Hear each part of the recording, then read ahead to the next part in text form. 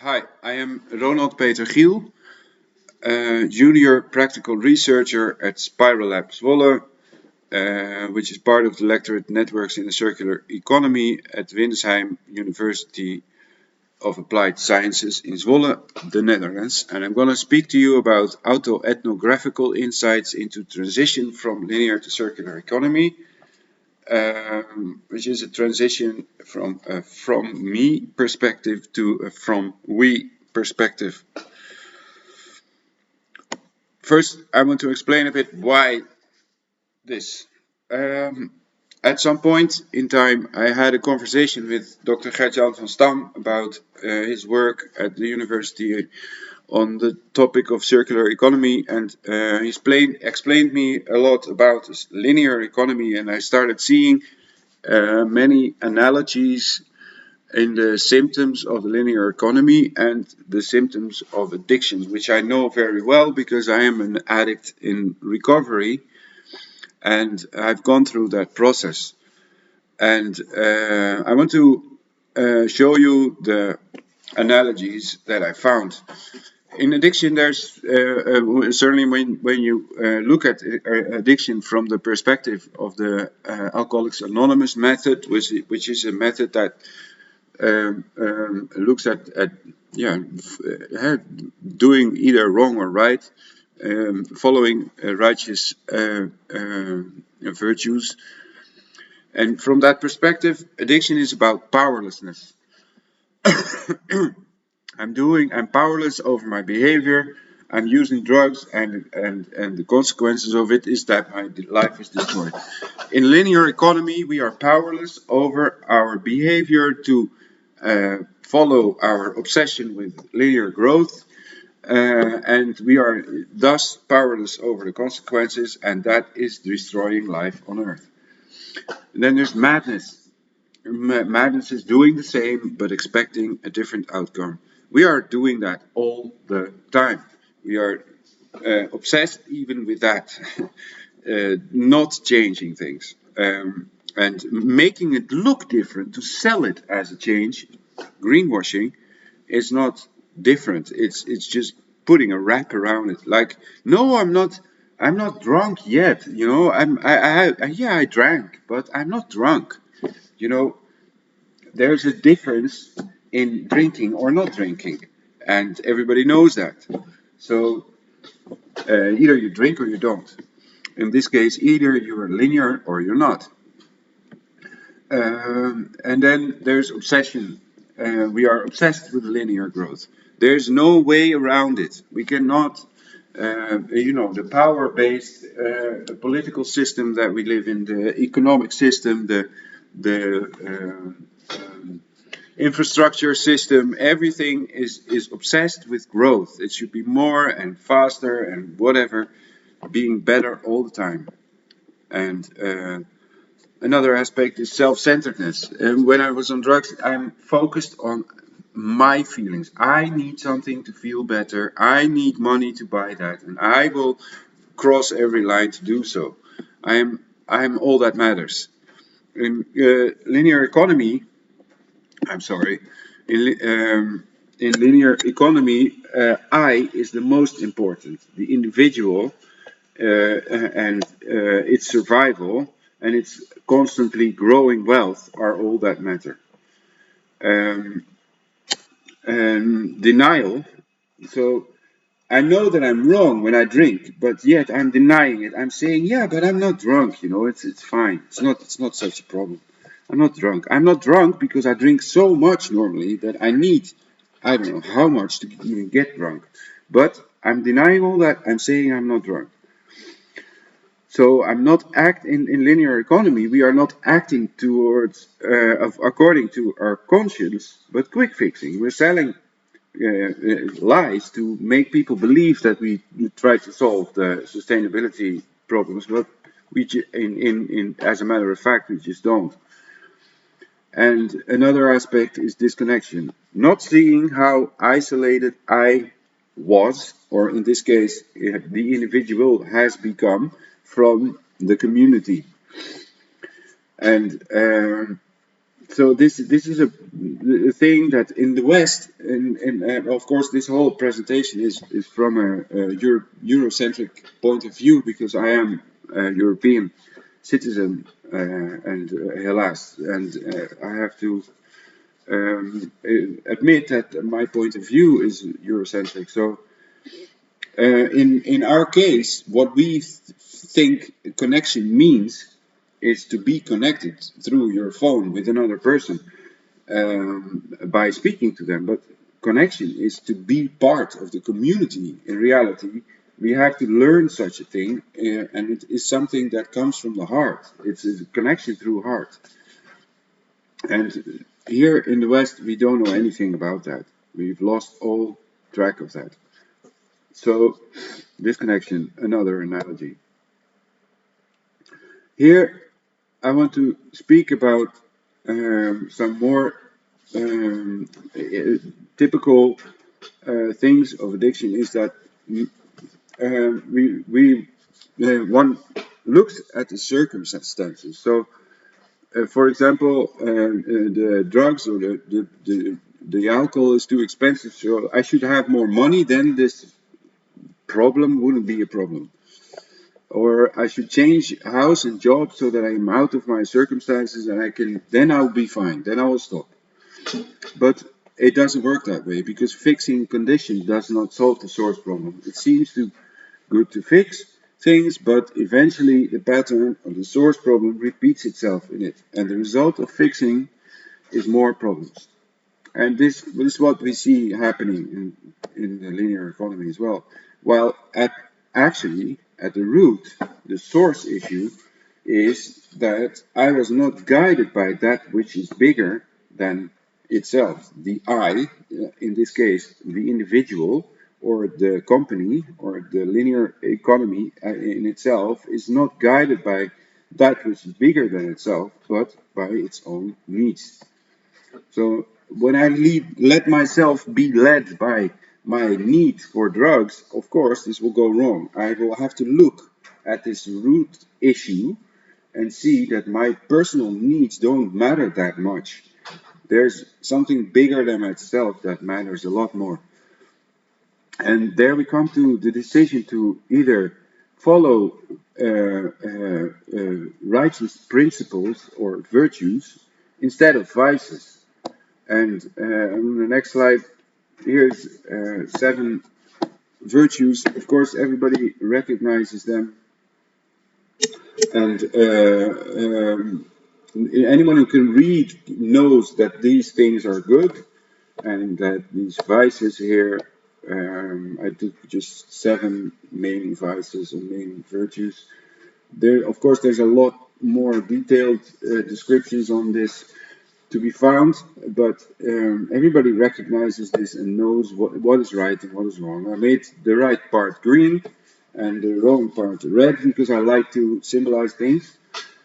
And the problem in this situation that we are in the linear economy, is that we have been confused.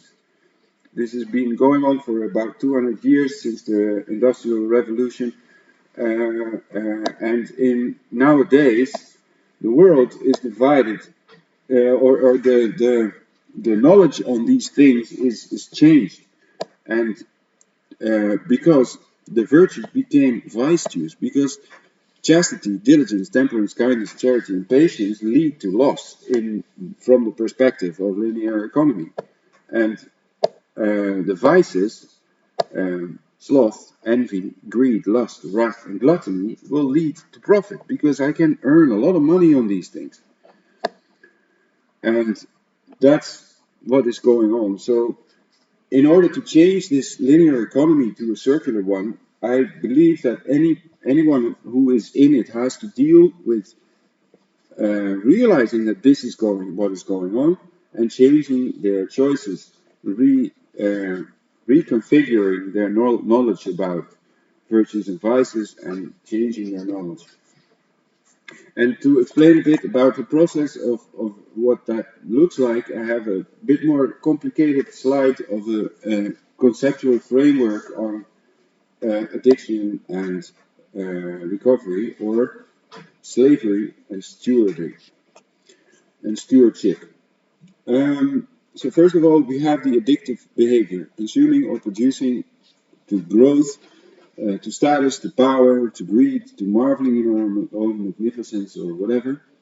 And we are doing that for a reason. So if I take that away, there is something underneath that. And underneath that is a pattern of control. I want to have control over the situation, and I do that by being obsessed with growth, status, power, or greed, or whatever, so that I don't feel something else. So I'm sedating myself through distraction, short-term satisfaction, just to feel the lack of being loved. And underneath that, so if I take what am I trying to take control over? I'm trying to take control over the powerlessness, the inadequacy I feel. And I do that through denial, resentment, rancor, and uncertainty. So that's where the need for control comes from. And behind the powerlessness is a mood change. Something has happened, and my mood changed into unhappy, guilty, or shameful, anger, fear, or any other unbearable lovelessness that I have to feel. And this comes forth from an event. Something happened. There's a conscientious conflict, either from committed guilt or from inflicted guilt. And from that, I had the mood changed by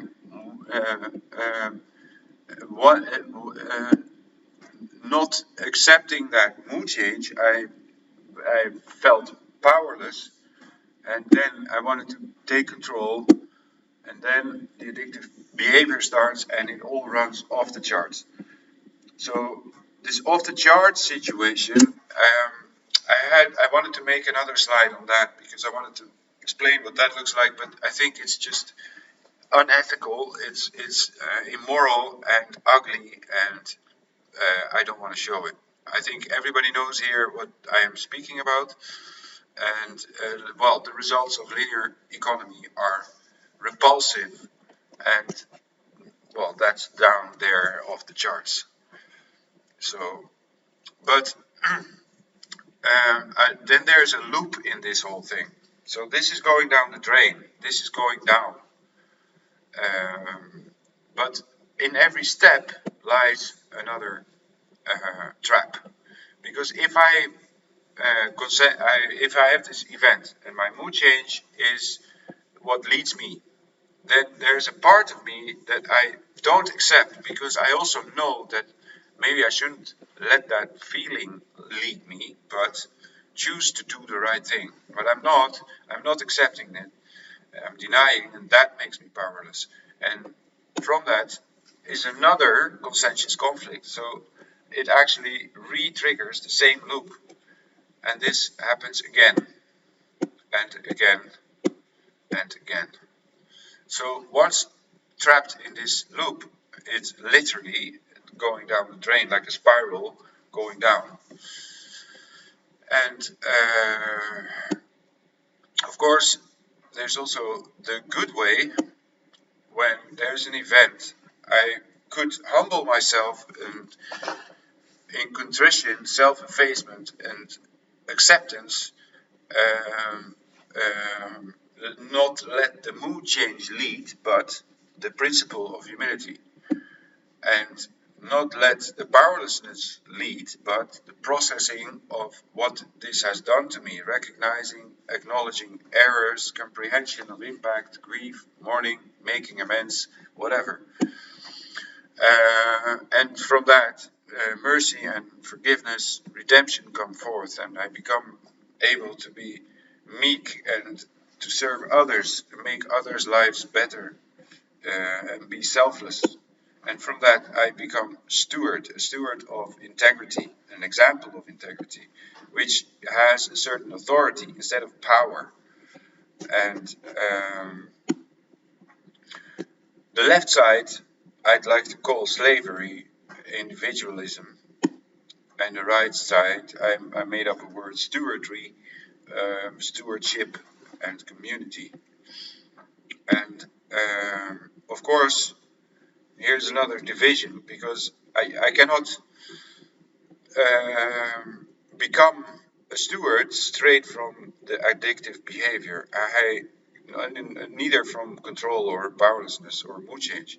I will have to humble myself first in order to change from whatever stage I am in this part. I have to first go to humility and then down that process. And I'm sorry, I'm too early.